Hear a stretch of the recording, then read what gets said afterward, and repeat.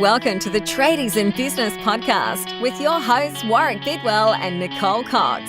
Divert your phone and grab a brew as Waz and Nic unpack tips, tales, secrets and stuff-ups from guests both inside and outside your trade, helping educate and inspire you to break the cycle of gut-busting and money stress and create a true trade business. Morning, Coxie. Yes, it's a dead heat. Now we're even. We're equals, Coxie. We're equals. Even Stevens. Even Stevens. I'm just going to chuck Norris straight up. Go. We're talking weird shit we say, funny names and dumb things and just quirky stuff that we use to describe things. Sometimes that other people don't even understand, and especially when I talk over the top of you again. No, my fault. I've got a lot of weird sayings that my New South Wales counterparts tend to understand better than the Queensland ones, and they obviously come from my parents, well, mostly my dad. Like my mush. Do you ever talk about a mush? Not in public. No, see, you don't know what it is. No. Mush is your mouth. Ah, right. Yeah, but I get it. Some of them aren't sort of nationwide, are they? no, they're very much. All of my quirky sayings seem to be more New South Wales based. And if you listen to the builder, apparently I have a New South Wales accent. I had no idea of that one. That There's blew no me away. such thing as a New South Wales accent. Well, when you listen with his very finely tuned listening ears, there is. And there's one for, actually, each state has their own South Australia slight, definitely has an accent. pool. No. Do you know how many arguments I had with an office manager that used to work for me when I had a financial planning and finance business years ago? Yeah. And she was from Adelaide, and she used to give us, well, see, I say Queenslanders, even though I was born in the ACT. I don't think Canberrans have an accent. It just, it's the sound of poo coming out of your mouth. But g'day to all the politicians who listen, and we'd love to have you on the show here at Tradies in Business. G'day, listeners, by the way. Forgot to say good morning to our listeners, Coxie. We tend to do that, I'm afraid. We get about midway through and realise, we didn't say hello. Oops. We're just all about each other, just all about us. Well, that's why it's Typical- a Tradies in Business podcast. Typical celebrities, hey? But she used to give us all so much shit about the way we said pool, and she'd go, pool. You don't go swimming in the pool, guys. It's the pool. I'm like, I'm not pulling anything in the pool. That's exactly what it sounds like, pool. They sound like they're saying pool, not Pool boy. pool. It's like, it's a pool boy. Pool boy. Poor bugger. I bet he's happy about his job. He's probably an apprentice. Which is where we were actually going to go with this today. Names that apprentices get called or referred to as, like, We're going to have young to make mates this explicit, aren't we? Just let me go to our master spreadsheet, Coxie, and type the word explicit in all caps. It has to be. For this episode. But there's a really uncomplimentary one that would start with C. Oh. Cal? And Christopher Robin? I don't know.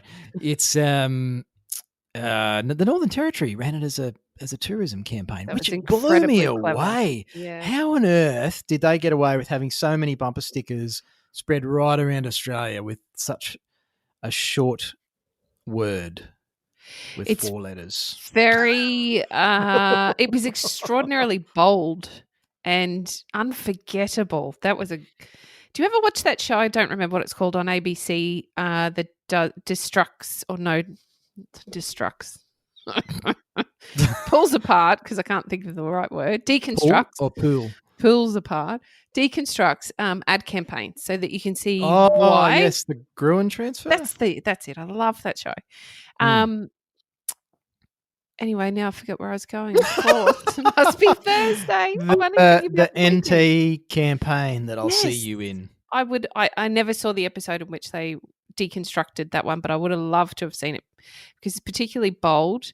Somebody's made a really gutsy choice. I can't imagine, but the government must have had a say in it. Oh, absolutely. And do you know what? I used to have a friend who worked in the advertising business, and he worked on some big campaigns as a creative director, like with Tourism Queensland and RACQ and some of those brands. And one of the things that he used to chat about was the challenge of his job was they would come up with these campaigns like the See You in the NT campaign, right? And they go, oh, this is brilliant. And all these creative types would sit around and come up with something kick-ass like that. And they'd take it to the client and pitch it. And the client would go, no, we're not running that. Wow. And he used to find that so demoralizing and frustrating. Yeah. And then they'd run some neutered snowflake version of it that just missed the mark. You so totally have this story with the builder. Remember the commercial you two did? I was thinking about that. I thought, will I go there or yes, won't? Come on. We won't quite name it, but no. It was incredibly distilled and lost all its power, unfortunately, because I loved where they were going. It was brilliant.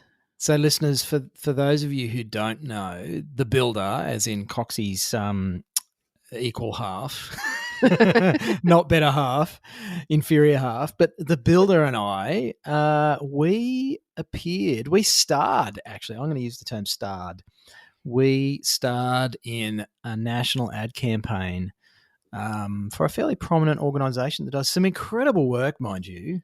Amazing. And we starred in this campaign, saw like the draft final cut of the advertisement, and it was an awareness campaign for a particular social issue in this country.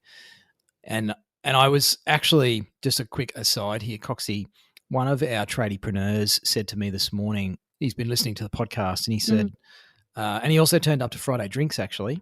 I'll name him. G'day, Tom. Hello, Tom. Tom can have a cameo. So Tom quite likes when he gets a cameo, actually. Tom and Mitch are like the cameo kings. They are. I love it. So Tom turned up to our happy hour on Fridays that we do on Zoom every Friday at 4 p.m. here at Tradies in Business. All you have to be is a Trade Desk member or above. That's right, isn't it? Correct. Yeah. And Tom said that the topic of conversation, Coxie, given that I wasn't actually present while you were all taking the piss out of me, was my ability to talk around in circles and avoid mentioning names or particular circumstances, and still loop back around and talk in a big circle and end up back at the starting point. Yeah, you were most definitely the topic of conversation for our entire drink session this week. And I was going to take this Friday off, but now I don't think I will because I can feel revenge coming. I already had an agenda, Coxie. I'm sure you did. But, so the builder and I starred in an advertisement. We put a lot of our personal effort into it. We did it for free. Yes, it was unpaid. We should make that very clear. We turned down the very large retainer they wanted to pay each of us, the talent fee. I remember wearing some flannel that had been procured from an op shop by the filming company. Yes, and didn't we have to supply all the high vis? Yeah. Yeah. And 2 days we put into that.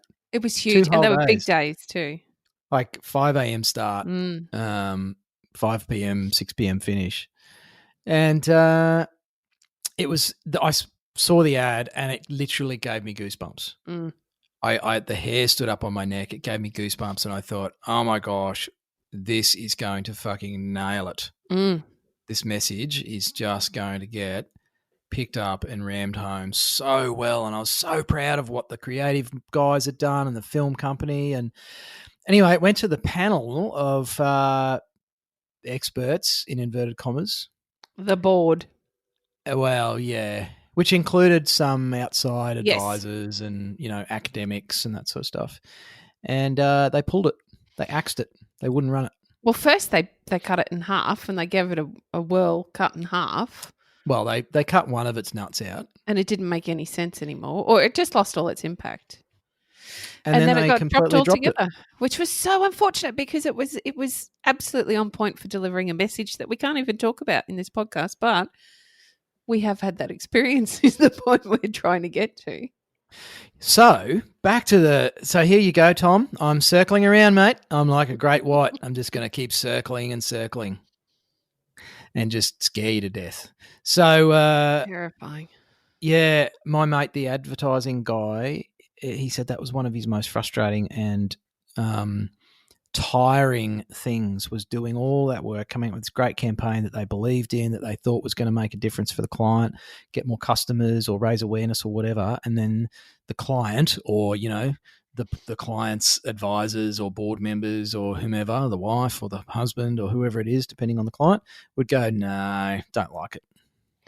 Are you ready? I'm ready. It's a bit like doing a quote, really, isn't it? If you didn't Chuck Norris the shit out of that, Coxie, I was going to do it for you. How can you not? It's the same process. It is. It is. Oh my gosh, the title of this podcast. Hang on, let me type this up now. What do have to do with quotes? It even I rhymes. love it. This will be our most listened to podcast episode ever. And I'm really sorry for any of you that are new and have never actually listened to us before. And this is the one you choose to listen to first. I promise it gets better.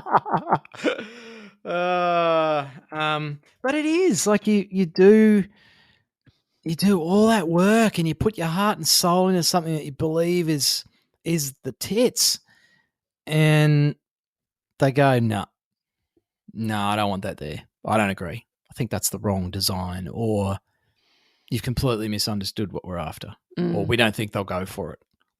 Or worse still, you get white-handed by someone who's not even in the room, which is what essentially happened to that ad campaign that we were a part of. That other person who basically poo-pooed the whole thing in the end wasn't even in the same state. No. They watched it, went, nah, for various reasons, I strongly advise you do not run this campaign. So anyway, back to names, Coxie. I was wondering how we're going to get back around to there.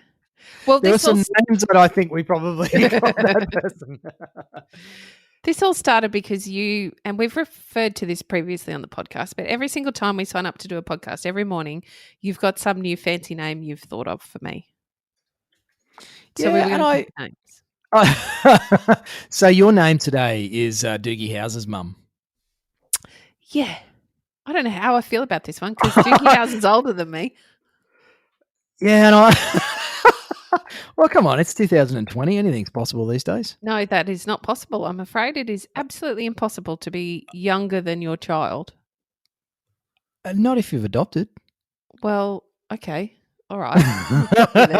Got you on a technicality. You did. But anywho, it was only because you voxed me earlier, which is a cool app that we use for communicating. It's awesome. To say you were going to go check on the Doog. Yeah, the dog. Which is your euphemism for dog. Depends on the day. He gets called a lot of different names. I bet.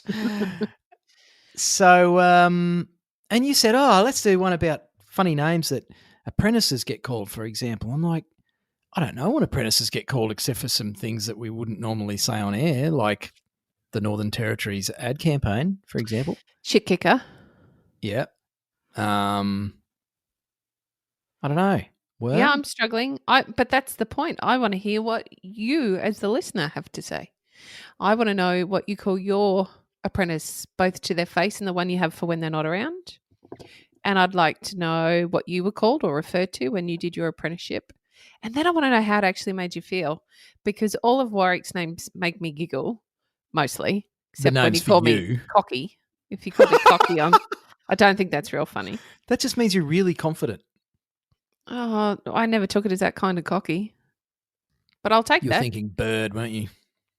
The annoying screeching type with the funny thing on the top of its head. Yeah, that's where I was going. That's not what I pictured when I said that, cocky. Oh, was I particularly good mood that day. Maybe. But all the names that you give me make me giggle, or we share a joke, or it's come about from a joke that we'd shared previously. They're fun. But some of the names we call our team members, and in particular our poor apprentices, are not so nice and makes them feel yicky. And I guess I probably wanted our tradies to think about what sort of performance they then get out of their apprentices when they're feeling a little blue, down, disrespected. It is. I think it's a real. Well, I was going to say problem. And maybe it's a missed opportunity for employers. Yeah, maybe that's what I should say. Yes, is instead of stating it as a problem, it's it's like the Northern Territory ad campaign. I mean, that was an opportunity for the offing. Is that the terminology? For the offing? Yep, okay. That was a huge opportunity, and they grabbed it by both arms and gave it a good shake. And I see those bumper stickers in Victoria. I've seen them here in Tassie. People proudly display that bumper sticker because it's almost like a bit of an FU to the political correctness of society. And that in itself, sorry, Coxie, to stop you from cutting me off there. But that in itself says so much about the NT and their culture and their tone, and it makes me want to visit them. I can understand that. That's exactly what you're going to find no matter where you turn in the Northern Territory. That's the kind of people they are. No, don't put words into my mouth. I'll have everyone in the Northern Territory coming after me. G'day. I think we have a few listeners in the Territory. We do. Give us a shout out, gang. I think, is it Andrew? There's a pesty up there that I'm sure is part of our community. G'day, Andrew. He probably hates us. Well, you owe us a review after that because if your name's Andrew and you're a pesty and you're in the NT, we've just called you out. And if you're not, just ignore that bit of the podcast episode. But it says something about their culture, right? Yeah, it does. And I feel like the names that you listeners, come on, I'm talking to you, trade, business, employers, paying staff, calling them names either to their face or behind their back, you're setting the tone for your business. Yes. Whether you like it or not. And I'm getting lectury now. You often do on the podcast. Oh, burn. No, what's wrong with that? Oh, okay. It's a good thing. So, but it does. It sets the tone for your business. And if you don't think so, go hang out in a business where, oh my gosh, I had this happen once, Coxie. Here's a story, listeners. Are you ready? So I went into a tyre shop a bunch of years ago when I was back in Australia, that beautiful country called Australia, before I emigrated to Tasmania. And I walked into a tyre shop, wanted a quote for some new hoops for my car and some new donuts. And I was standing there waiting for the business owner to come out. And so one of the staff said, "Oh, yeah, no, old mate's out the back." And I hear who turned out to be the business owner yelling his head off at somebody. Oh, no. And hurling a ring spanner across the workshop. I actually saw the ring spanner appear above like the cupboard partitioning stuff, the pallet racking partitioning that was meant to hide the workshop from the front of house section. I see the ring spanner fly and hit the wall, and the guy like doing his nut at a tradesperson or an apprentice or some unfortunate soul out the back. Gosh. And then there was a bit of silence. Then he appears at the front with his best customer smile on, which was shithouse, because he was clearly angry as fuck. And and by that stage I was like, yeah, I don't think I want this guy touching my car. No. So yeah, we had a bit of bullshit surface level conversation and I left. But there you go. That set the tone for his business, and I don't like supporting people like that. And neither will your customers. And I've actually called out people from the way they speak to their staff a couple of times because nothing pisses me off more after being – actually, I was reminded just last night. I was talking to my kids about all the jobs I'd had previous to now. And I was talking about – I don't know, I think it was the third or fourth job that I had. I was working in a fruit shop. I won't name the establishment, but they said some really horrible things to me. And my job ended after the male boss locked me into the cold room. Deliberately? Yeah. Because I'd turned him down in his advances. Wow. Oh, that's yeah. Awesome. Yes. They're still in business, that particular mob, because it was before the days of somebody like me having the confidence to actually make a report about something like that. But I can tell you that that lit a fire in me, and I will not stand by and allow people to talk like shit to people that are in lesser positions to anybody, full stop. But particularly if I've actually told a mother off once because of the way that she was talking to her child. Oh, yeah. That in the supermarket. That just it went too far. It was in front of my kids. Anyway, that didn't end particularly well. I can't imagine why. Yeah. Criticizing a mother for the way she's talking to her kids. Yeah, it really wasn't my business. No, but it was that's terrible. Never going to go badly. Well, the poor child anyway, I'm sure I didn't make a difference there, but I tried. But particularly in retail stores, because that's where I have often seen it. It's never happened on my job sites. It's always been a clear expectation that we treat each other with respect. But in retail, it's, again, same as apprentices. I see it so often, and I'm not shy of putting my hand up and saying, hang on a minute, you can't talk to somebody like that. Do you have confidence to do that? Is that your bag? No, I tend to pussy out. And there's probably a name that apprentices have been called. But I see, being a bloke, I feel like it's a bit different. There's you're more right. of a chance that I'm going to get punched in the face. Definitely.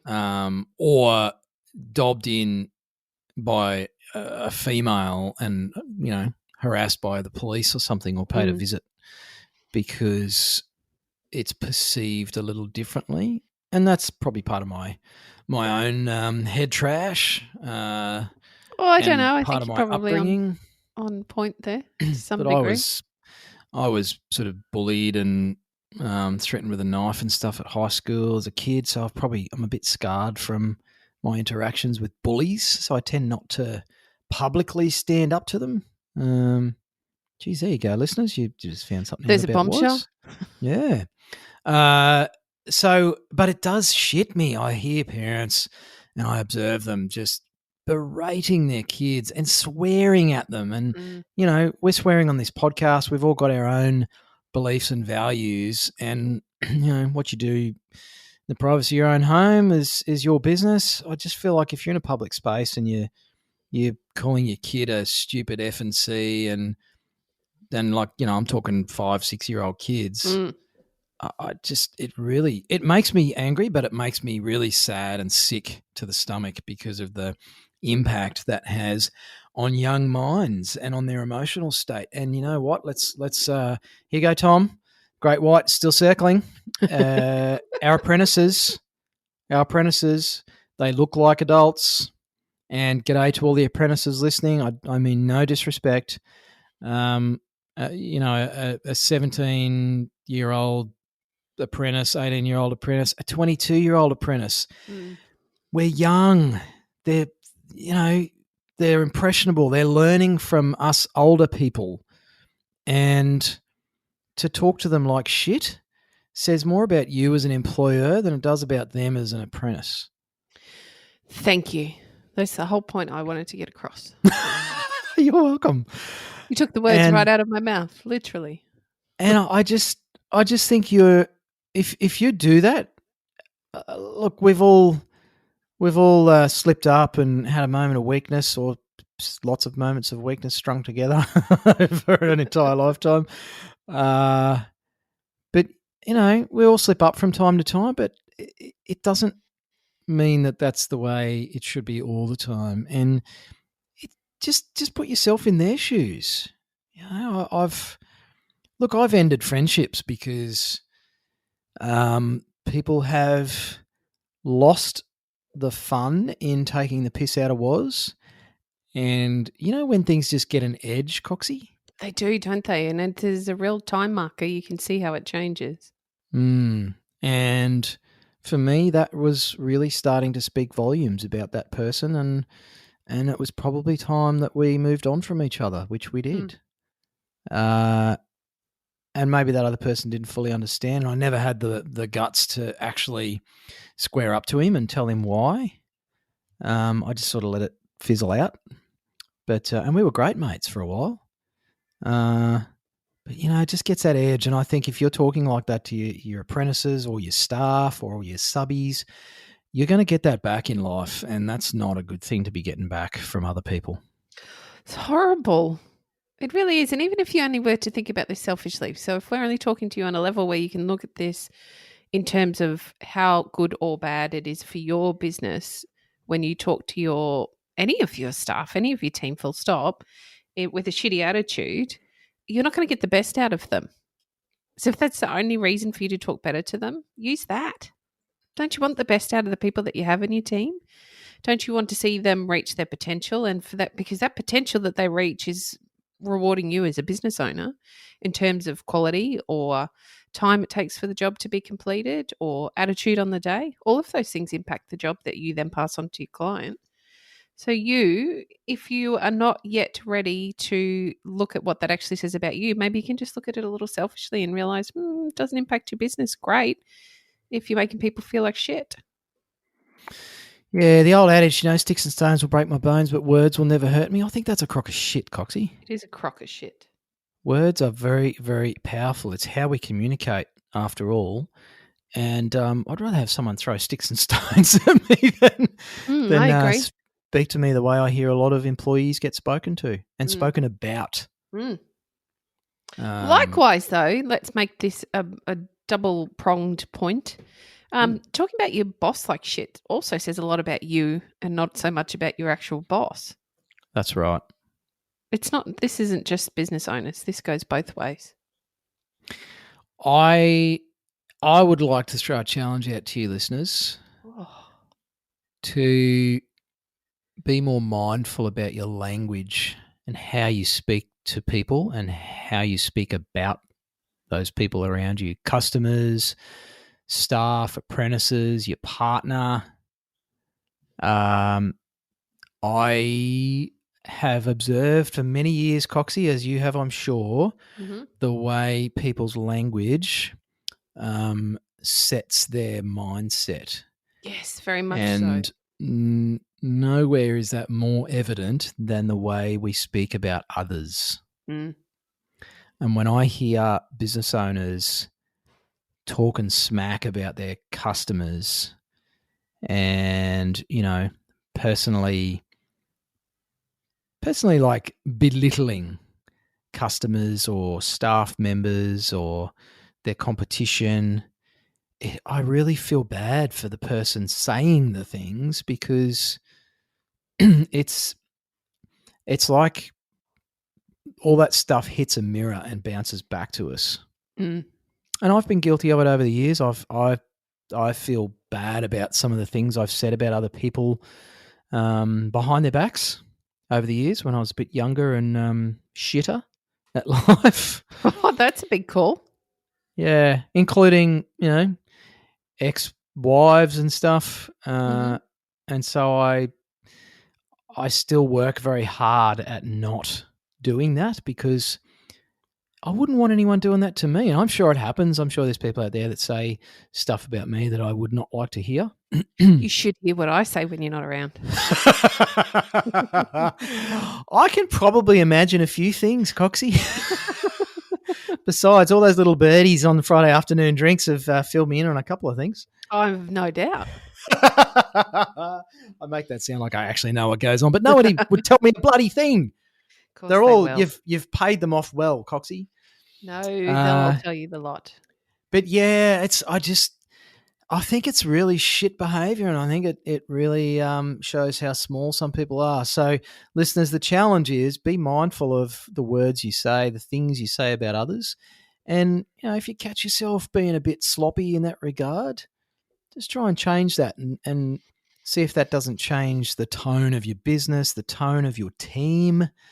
And over time, I've seen people really transform their it's not really team culture, Coxie. It's sort of just the energy.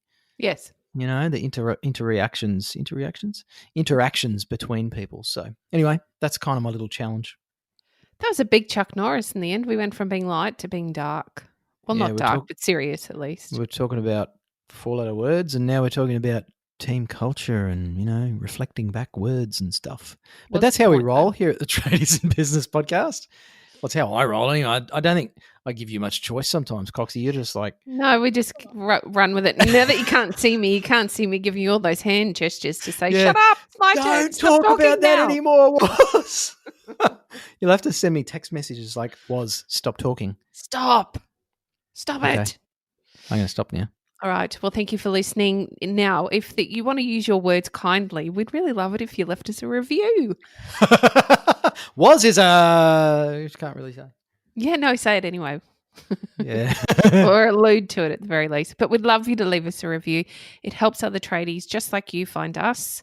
And then we can help more people because we put a lot of time and effort into doing this for free to make sure that everybody gets the maximum benefit out of what we're able to provide. We'd love more people to find us. It makes your life a bit easier, I'm sure, and it can make some other tradies' lives easier. So if you can, please leave us an iTunes review. You'll need to do it on your desktop.